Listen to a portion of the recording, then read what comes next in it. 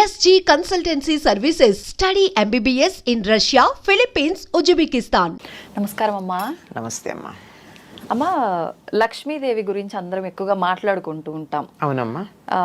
మనం ఎక్కువ ఆరాధించడం కూడా లక్ష్మీదేవిని అందరం ఆరాధిస్తూ ఉంటాం. కానీ దరిద్ర దేవత కూడా ఉంది, దరిద్ర లక్ష్మి అని కొన్నిసార్లు వింటుంటాం. లక్ష్మీదేవి దరిద్ర లక్ష్మి ఇద్దరికి ఏమైనా సంబంధం ఉందా అమ్మ? రిలేషన్ ఏమైనా ఉందా వాళ్ళిద్దరికి? ఉందమ్మా. ఆవిడ అక్కగారు, ఈవిడ చెల్లెలు. అక్క చెల్లెలే. ఆవిడ జ్యేష్ఠాదేవి అంటారు ఆవిడ్ని. జ్యేష్ఠ అంటే పెద్దది, పెద్ద ఆవిడ లక్ష్మి, దరిద్ర దేవత. చిన్న ఆవిడ లక్ష్మీదేవి. అందుకే పూర్వకాల ఇళ్లలో ఎవరి మీద కోపం వస్తే దరిద్రం అని దష్ట అనేవారు. అంటే జ్యేష్ఠకు సంబంధించింది దష్ట. అంటే వ్యవహారంలో అట్లా ఊర్లలో నిజంగా దష్ట అంటారు కదా, అంటే నువ్వు దరిద్రం అని అర్థం అక్కడ. జ్యేష్ఠాదేవి అని అంటే ముందు ఆవిడ పుట్టింది, తర్వాత లక్ష్మీదేవి పుట్టింది. ఎప్పుడైనా ఏదన్నా మనం చేసేటప్పుడు ఏమవుతుందమ్మా, పనికిరాంది ముందు వస్తుంది, పనికొచ్చేది తర్వాత వస్తుంది. పాల సముద్రం తరచినప్పుడు ఏమొచ్చింది? ముందు హాలాహలం వచ్చింది, అందులోంచి చెడంతా వెళ్ళిపోయింది, తర్వాత అమృతం వచ్చింది. పొలంలో పంట వెయ్యంగానే చేసే పని ఏమిటి? కలుపు తీస్తారు కొద్ది రోజుల్లో. పనికిరానివి తీసేస్తే పనికొచ్చేది ఏపుగా వస్తుంది. అట్లాగే ముందర లక్ష్మీ జ్యేష్ఠాదేవి ఆవిర్భవించి ఆ తర్వాత లక్ష్మీదేవి ఆవిర్భవించింది అని చెప్తారు. ఇది వాళ్ళకు ఉన్నటువంటి చుట్టరికం. అక్కా చెల్లెలు. ఈ అక్కా చెల్లెలు ఇద్దరు కలిసి ఉండరు. ఎందుకనమ్మా? ఈవిడుంటే ఆవిడుండదు, ఆవిడుంటే ఈవిడుండదు, అంతే. అవును, ఇద్దరు ఒకటే. ఎలాగంటే నాణ్యానికి ఉన్న బొమ్మ బొరుసులాగా. నాణ్యం ఈ రెండిటికి ఉన్న చుట్టరికం ఏమిటి? ఒకదానికి ఉన్న రెండు, అంతే, రెండు సైడ్స్, అంతే అంతే, రెండు వైపులు. అలాగే ఒకే ఒక సంపదకి లేకపోవడం, ఉండడం అనేటటువంటి రెండు లక్షణాలు ఉంటాయి గనక ఆవిడ జ్యేష్ఠాదేవి, ఈవిడ లక్ష్మీదేవి. ఈవిడుంటే ఆవిడుండదు, ఆవిడుంటే ఈవిడుండదు. ఓకే అమ్మా, అసలు ఏ రకంగా వస్తుంది దరిద్ర దేవత ఇంట్లోకి? అంటే కొన్ని సందర్భాల్లో ఇల్లు శుభ్రంగా లేకపోతే వచ్చే అవకాశం, ఇలా చాలా చెప్తుంటారు. ఏ రకంగా ఉంటే దరిద్ర దేవత రాకుండా ఉంటుందమ్మా? ధర్మరాజు జూదంలో ఓడిపోయిన తర్వాత సర్వస్వం కోల్పోయి అరణ్యవాసానికి వెళ్ళాలి. అంటే దరిద్ర దేవత ఆవహించాలి కదా, సంపదలు కోల్పోయి. అవును. అప్పుడు లక్ష్మీదేవి అంటుంది, జానపద గేయం అమ్మ ఇది. ఏమంటే, చేటలో పళ్ళను చెరపడే రాజు, కట్టి విడిచిన బట్ట కట్టడే రాజు, ఆడి విడిచిన నీరు ఆడడే రాజు అని చెప్తుంది. ఇలా కొన్ని. నేను ఎలా పెడతాను అటువంటి చోటికి? ఒక్కటి సవ్యంగా లేదే. నేను ఇల్లు ఉండడానికి తగినటువంటి చోటు అంటే చేటలో పళ్ళు వేయకూడదట. ఓకే. ఇప్పటికీ పల్లెటూళ్ళల్లో ఒప్పుకోరమ్మా. చేటలో బియ్యం చెరుగుతారు కదా, బియ్యానికి తౌడు ఉంటుంది కదా, ఆ చేటకి తౌడు అతుక్కుని ఉంటుంది. దాంట్లో కూరగాయలు పళ్ళు గనక వేసినతో త్వరగా పాడైపోతాయి. అందుకని చాట్లో పళ్ళు వేసామంటే దరిద్రం అంటారు. అలా వేయడు. ఒకసారి కట్టి వదిలిన బట్ట మళ్ళీ కట్టడు. విడిచిన బట్ట కట్టడం దరిద్రం. చూసారా ఏ పదం వాడాం? దరిద్రం, దరిద్ర దేవత. అలాగే ఒకళ్ళు స్నానం చెయ్యగా మిగిలిన నీళ్లతో స్నానం చేయడం, అది కూడా దరిద్రం అమ్మ. ఇప్పుడు మీరు పల్లెటూళ్ళలో పెద్దలు ఇంట్లో ఎవరైనా ఉంటే స్నానం చేసేటప్పుడు ఒక బకెట్లో నీళ్లు తీసుకుంటాం, స్నానం చేస్తాం, అడుగున ఆఖరి దాకా పోసుకోం కదా, కాసి నీళ్లు మిగిలిస్తాం. ఆ మిగిల్చిన కింద పోసి బకెట్ బోర్లించి వస్తారు. ఆ మిగిలిన నీళ్లతో ఇంకోళ్ళు స్నానం చేయకూడదు. ఓకే. మామూలుగా అందులో నీళ్లు వదలొద్దు అనటం విన్నాం, కానీ దాని వెనకాల రీజన్ ఇదని ఇప్పుడు తెలిసిందమ్మా.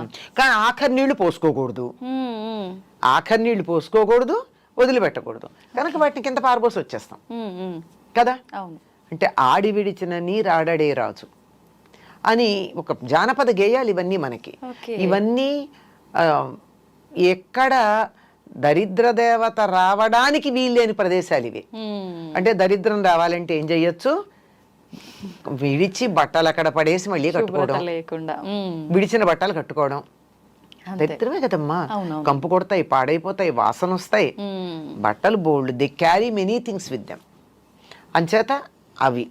తర్వాత ఒకళ్ళు వాడిన నీళ్లు మళ్ళీ వాడడం, ఎంగిళ్ళు తినడం, అశుభ్రంగా ఉండడం, అశుచిగా ఉండడం, ఇలాంటివన్నీ కూడా దరిద్రం ఉంటుంది అని చెప్పడానికి సంకేతం. ఇలాంటి చోట ఆవిడికి నచ్చుతుందిట వస్తుంది. ఇది ఈవిడిలా ఉంటి చోట్ల గురించి చెప్పడం కన్నా లక్ష్మీదేవి తాను ఎక్కడుంటానో కొన్ని ప్రదేశాలు చెప్పింది. ఆ లక్ష్మీదేవి ఉంటానని చెప్పిన ప్రదేశాలకి భిన్నంగా ఉంటే లక్ష్మి ఉండదు. లక్ష్మి లేదు కనుక ఈవిడ వచ్చి కూర్చుంటుంది. లక్ష్మి తాను ఎక్కడ ఉంటానని చెప్పింది, శుచిగా ఉండాలి. శుచి అంటే మనిషి శుచిగా ఉండాలి, ఇల్లు శుచిగా ఉండాలి. అవునమ్మా. మనసు కూడా శుచిగా ఉండాలి. ఇది మేము అందరం ఇది వదిలేస్తాం అదే కదా. మనసులో ఎంతసేపు నేను నీట్గా మంచి బట్టలు కట్టుకుని సెంట్లు అవి కొట్టుకుని ఇల్లంతా నీట్గా పెట్టుకుని కొత్త ఇప్పుడే మీరు ఏదో ఐక్యానో ఏదో రకంచి ఫర్నిచర్ తెప్పించి నీట్గా అక్కడ పెట్టాం అంతే బా అనిపిస్తుంది. కానీ ఇంట్లోకి వెడితే అంత నీట్గా ఉన్నా ఒక్క 2 నిమిషాలు కూర్చోవాలనిపించదు. ఎప్పుడు బయటపడదామా అనిపిస్తుంది. అంటే వాళ్ళ మనసులో ఉన్నటువంటి భావాలు అంత వ్యతిరేకమైనటువంటి లక్షణాన్ని కలిగి ఉన్నాయి, ప్రతికూల లక్షణాలు. కనుక అటువంటి చోటకి లక్ష్మీదేవి ఉండదు. శౌచం లక్ష్మి ఉండాలంటే కావాల్సింది. తర్వాత ఇంట్లో ఎప్పుడు తగాదాలు దెబ్బలాటలు ఉండకూడదు. గాలి వెలుగు ఉండాలి, వెంటిలేషన్ ఎక్కువగా. చీకటి పడ్డాక దీపం ఉండాలి. దీపంలో నేను ఉంటానని చెప్పింది, పూలలో తానుంటానంది. తర్వాత ఏనుగు ముఖంలో ఉంటానంది, చంద్రుడి వెన్నెల్లో ఉంటానంది. లక్ష్మీదేవి ఉంటానని చెప్పినటువంటి వస్తువులు ఇవి. ఇవి మన దగ్గర ఉన్నట్టయితే లక్ష్మి ఉంటుంది. ఈ మధ్య ఎవరో ఈ ఏనుగు ముఖంలో లక్ష్మీదేవి ఉంటుంది కనుక ఇంట్లో ఏనుగులు పెట్టుకోండి అని చెప్పి షాప్ పేరు కూడా చెప్పారు, ఎక్కడ దొరుకుతాయో. ఇది నిజంగా అట్లా పెట్టుకోవచ్చమ్మా? అవసరం లేదు. పెట్టుకోవచ్చు కానీ పెట్టుకోవాలని ఏం లేదు. ఏనుగు ముఖాలు పెట్టినంత మాత్రం లక్ష్మీదేవి ఇంట్లోకి ఏం వచ్చి కూర్చోదు. మనం దెబ్బలాడుకుంటూ ఉంటే ఆవిడ పారిపోతుంది. ఇంట్లో ఒకళ్ళనొకళ్ళు తిట్టుకుంటూ ఉన్నా అప్పుడు కొంతమంది ఇళ్లలో ఫ్లయింగ్ సాసర్స్ ఉంటాయి భోజనాల దగ్గర, అలాంటివి ఉన్నా లక్ష్మీదేవి పొరపాటును కూడా దరిదాపుల్లోకి రాదు. వీలైనంత దూరంగా ఉండే ప్రయత్నం చేస్తుంది. వస్తున్నదన్నా పారిపోతుంది. అంటే దరిదాపుల్లో కదా, కొన్ని రోజుల పాటు రాదు. అంచేత మనకి సంపద కావాలి అంటే నవ్వుతూ ఉండాలి. అదే చెప్తారండి, ఇంటికి సంపద ఎవరంటే చిరునవ్వు ఉన్న మొహాలట. నవ్వుకుంటూ ఎప్పుడు నవ్వగలం మనం? మనసు బాగుంటే, అంతే అమ్మా. కల్మషం అందరూ ఆహ్లాదంగా ఉంటే, ఒకళ్ళ పట్ల ఒకటి శత్రుభావం లేకుండా ఉంటే అక్కడ లక్ష్మీదేవి ఉంటుంది. అంటే ఇవి లేని చోట లక్ష్మి ఉండదు. ఇంట్లో శుచిగా లేకపోయినా, దెబ్బలాడుకుంటూ ఉన్నా, పోట్లాడుకుంటూ ఉన్నా, ఏడుస్తూ ఉన్నా, ఏడ్చే చోట కూడా లక్ష్మి ఉంటుంది. ఎందుకంటే కష్టాలు ఎవరికి ఉండవమ్మా, మనుషులకు కాకపోతే మాకులకు వస్తాయా? వస్తాయి. కష్టం వస్తుంది కానీ దానికి ఏడవకూడదు. బాధపడడం వేరు, దాని వేదన చెంది దిగులు పడ్డం వేరు. కొంతమంది మొహాలు చూడండి, ఏదో చిన్న బాధ వస్తుంది, మొహం అంతా దీనానాథుల్లాగా మొహాలు పెడతారు. వాళ్ళకి సంపద రమ్మంటే ఎట్లా వస్తుంది? ముందు ఆ మొహం మారిస్తే మీ మొహం కాస్త మార్చుకోండి, మీకు కష్టాలు తొలగుతాయని చెప్తారు చాలా మంది. మొహంలోనే కనపడతాయి. ఎప్పుడు చూసినా ఏడుపు కొట్టు మొహం వేసుకొని ఉంటావు ఇట్లా అంటుంటారు. ఏడుపు మొహం, ఈడుపు కాళ్ళు, ఈ రెండు జ్యేష్ఠాదేవిని ఆహ్వానిస్తాయని చెప్తారు పెద్దవాళ్ళు ఇంట్లో. ఈడుపు కాళ్ళు అంటే పని చేయమంటే అబ్బా అని నడవడం చకచక కాకుండా ఏమిటో అని కాళ్ళు ఈడ్చుకుంటూ నడుస్తారు. అంటే ఇష్టం లేక. అదే సోమరితనం ఉన్న చోట లక్ష్మీదేవి ఉండదు, దరిద్ర దేవత ఉంటుంది. వీళ్ళిద్దరూ ఒకళ్ళు అంటే ఒకళ్ళు ఉండరు కదా. దీనికి చిన్న ఒక చమత్కారమైన విషయం చెప్తారు. చెప్పండి. మా ఇద్దరిలో ఎవరు అందగత్తెలు అని అడిగారట లక్ష్మీదేవిను జ్యేష్ఠాదేవి. ఎవరిని అందగత్తెలన్నా రెండో వాళ్ళకి కోపం వస్తుంది కదా. అవునమ్మా. మరి లక్ష్మి కావాలి, జ్యేష్ఠాదేవి అక్కర్లేదు. అందుకు ఆయన తెలివిగా అన్నాడట, ఇద్దరిని అక్కడ నిలబెట్టి మీరు ఇటు రండి, నువ్వు ఇటు వెళ్ళు అన్నట్ట. లక్ష్మీదేవిని ఇంట్లోకి రమ్మన్నాడు, జ్యేష్ఠాదేవిని వెళ్ళమన్నాడు. అబ్బా నువ్వు అలా బయటికి వెడుతుంటే ఎంత అందంగా ఉన్నావో అన్నట్ట జ్యేష్ఠాదేవిని. లక్ష్మీదేవిని నువ్వు ఇంట్లోకి వస్తుంటే ఎంత అందంగా ఉన్నావో అన్నట్ట. అయిపోయింది. ఎంత తెలివిగా చెప్పారు కదమ్మా. మనకు కావాల్సిందే అది. అదే కదా. అప్పుడు వెళ్తే ఈవిడ వస్తుంది, చీకటి పెడితే గాని వెలుగు రాదు. అంతే అంతే కదా. అంచేత వెలుగు లేకపోతే చీకటి వస్తుంది. అవును. చీకటి వస్తే వెలుగుపోయింది కాదు, వెలుగు లేకపోతే చీకటి వస్తుంది. అందువల్ల వెలుగుని ఆహ్వానించుకోవాలి, చీకటి దానంతట అదే పోతుంది. అంచేత సూపర్ అమ్మా, నిజంగా. ఎవరమ్మా ఇది చెప్పింది?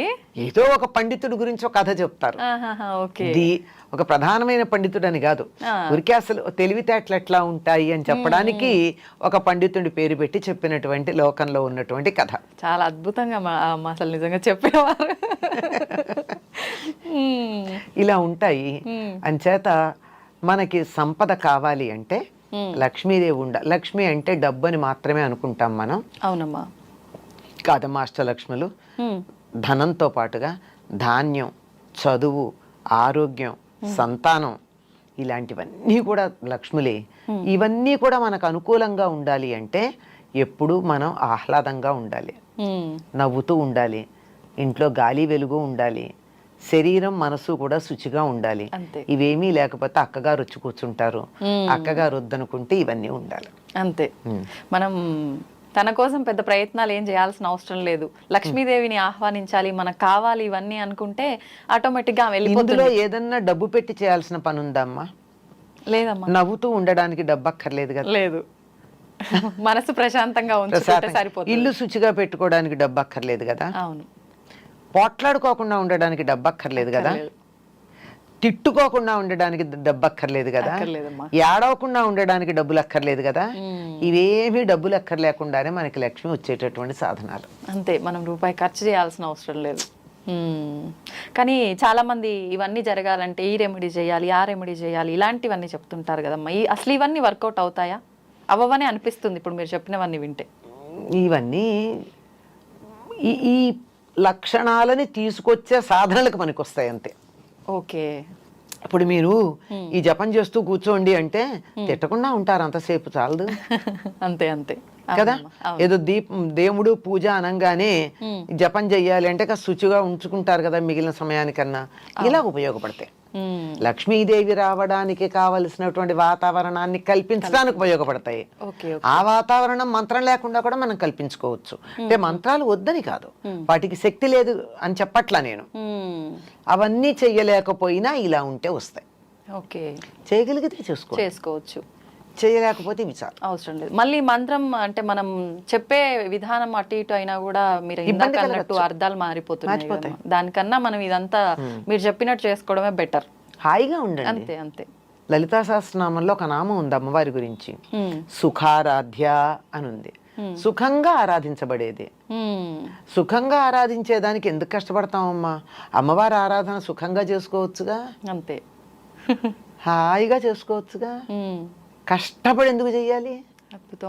సోమరితనం ఉండకూడదు గాని, అవునవును, బద్ధకం ఉండకూడదు గాని కష్టపడమని చెప్పరా. అందరూ ఆర్భాటాలు, హంగులు, హడావిడి, పూజలు ఇవన్నీ అనగానే అమ్మో అన్ని నియమాలు పాటించాలి, ఎన్నో కష్టాలు, ఇబ్బందులు. నియమాలు ఉన్నాయి లేకపోలా, కానీ అవి కూడా చాలా తేలికైన నియమాలు. మనం అనుకుంటే తేలికమ్మా. కాదమ్మా, శుచిగా ఉండమంటే అదేమంత కష్టం? ఉతికిన బట్టలు కట్టుకోమంటే కష్టమా? ఇల్లు శుభ్రంగా పెట్టుకోమంటే కష్టమా? సోమరిపోతులకు కష్టమే అమ్మా. సోమరిపోతులకు అందుకే సోమరితనం ఎలా ఉంటుంది? ఉండదు. అంచేత కొంచెం శుచిగా పెట్టుకోండి అంతే. ఇలా చిన్న చిన్నవి ఈ రెండే కాదు, ఇంకా కొన్ని ఉన్నాయి. అవి కూడా చాలా ఏమీ కష్టం లేనివమ్మా. ఏమీ ఆ మాత్రం కూడా కష్టపడకుండా మంత్రం చేయడం కష్టం కదా. అవును అవును, చాలా కష్టం. ఇంకేదో రెమెడీస్ అవి చేయండి చేయండి అని చెప్తే డబ్బులు ఖర్చు పెట్టి చేయడం కష్టం కదా. వాటికన్నా ఇది తేలిక కాదు. మరి పైగా శుభ్రంగా ఉంచుకుంటే మనకే ఇంకా హెల్త్ ఇష్యూస్ రాకుండా ఉంటాయి. ఇది ఒక ఫేవర్ కూడా ఉంది కదమ్మా. అది కూడా లక్ష్మే కదమ్మా, ఆరోగ్య లక్ష్మి. అంతే అంతే. అవునమ్మా, మీరు చెప్పినట్టు నిజంగా ఆరోగ్యము ఉండాలి, డబ్బు ఉండాలి, ప్రతి ఒక్కటి ఉండాలమ్మా. డబ్బు ఒక్కటే కాదు, అన్నీ ఉండాలమ్మా. డబ్బు ఒకటి, డబ్బుతో వచ్చేది ఏం లేదు. ఆరోగ్యం ఉండాలి. మనకి కావాలంటే పిలిచే మనుషులు ఉండాలి. బోల్డ్ మంది పిల్లలు ఉన్నారు, కానీ కప్పుడు కాఫీ ఇచ్చేవాళ్ళు ఉన్నారా? గ్లాసులు మంచినీళ్ళు చేతికి అందించే వాళ్ళు ఉన్నారా? ఏదో దేశాల్లో ఉండి, ఎక్కడో ఉండి బోల్డ్ సంపాదిస్తున్నారు, కోట్లు సంపాదిస్తున్నారు. ఆయా దేశాల్లో, ధనవంతమైన దేశాల్లో పెలాషియల్ బిల్డింగ్స్ ఉన్నాయి. కానీ ఇక్కడ అమ్మకో నాన్నకో జ్వరం వస్తే చూసుకోవడానికి పక్కింటి వాళ్ళ మీదో పని మనిషి మీదో ఆధారపడాలి. అవును, అది సంతాన లక్ష్మి కాదు, అది సంతాన సౌభాగ్యం కాదు. సంతానం మాత్రమే ఉంది, సౌభాగ్యం లేదు. చాలా పనులు ఒక పద్ధతిగా అంటే టైం టు టైం కాకుండా పోస్ట్ పోన్ చేస్తూ ఉంటాము. ఆడవారైనా మగవారైనా ఎవరైనా కానివ్వండి, పిల్లలైనా పెద్దలైనా ఎవరైనా కానివ్వండి, ఒక పని చేద్దాము అనుకుంటే అది పొద్దున మొదలు పెడితే మధ్యాహ్నానికి అవ్వదు, సాయంత్రానికి అవ్వదు. అలా కాకుండా పనులన్నీ కూడా చకచకా చేసుకుంటూ వెళ్ళిపోవాలంటే దానికి మీ నుంచి ఎలా చెప్తారమ్మా? అసలు మీరే చెప్పారు పనులు పూర్తి కావాలంటే చకచకా చేయాలని. ఆ చకచకా చేయడంలో కూడా కొంతమంది చేస్తూనే ఉంటారు, అస్సలు కూర్చోరు, చీమ తిరిగినట్టు తిరుగుతూనే ఉంటారు. ఏ రకంగా అయితే చీమ కంటిన్యూస్గా తిరుగుతూనే ఉంటుందో విశ్రాంతి లేకుండా, అట్లా తిరుగుతూనే ఉంటాయి కానీ పనులు అవ్వవు కదా. అవును. కొంతమంది అసలు కదిలినట్టే ఉండరు, ఎప్పుడు చూడు మడతన్నలా కానీ పుస్తకంలాగా, లేకపోతే అప్పుడే చాకలు తెచ్చినటువంటి స్త్రీ చీరలాగా చక్కగా ఉంటారు కానీ పనులన్నీ చెవులు ఉంటాయి. అవును. ఏమిటి కిటుకు అంటే, ఈ పని చెయ్యడంలో ఒక కార్యక్రమము అన్నది ఒకటి ఉంది. కార్యక్రమము అంటే పని చేయడంలో ఒక పద్ధతి, ఒక ప్రొసీజర్, ఒక తీరు దాంట్లో అవుతాయి. ఇప్పుడు ఉదాహరణకి వర్కింగ్ డేస్ అనుకోండి, 9 తెములుతారండి ఆడ మగ పిల్ల పెద్ద అందరూను. హాలిడే అనుకోండి, 10 అయినా ఎవ్వరూ తెమిలినట్టే ఉండరు. అట్లానే ఏమన్నా కూర్చున్నారా అంటే ఏదో కొంతమంది కూర్చుంటారేమో కానీ మిగిలిన వాళ్ళు ఎవరు కూర్చున్నట్టుగా కూడా అనిపించదు, చేస్తున్నట్టే ఉంటారు. పోనీ ఏమన్నా ప్రత్యేకంగా రోజు కన్నా ఎక్కువ పని చేశారంటే అది కాదు. ఏమిటంటే మనసులో వాళ్ళు రిలాక్స్ అయిపోయారు. ఇవాళ నేను విశ్రాంతి తీసుకోవాలనే ఒక విషయం ఫిక్స్ అయింది మనసులో.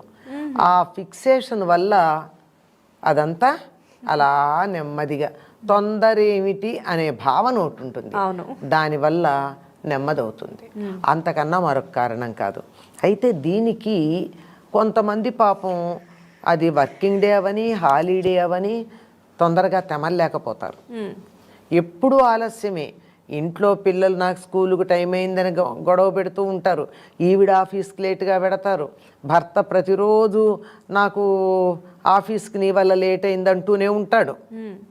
అఫ్కోర్స్ ఆయన ఏం సాయం చేయడానికో, చేస్తే అది వేరే మాట.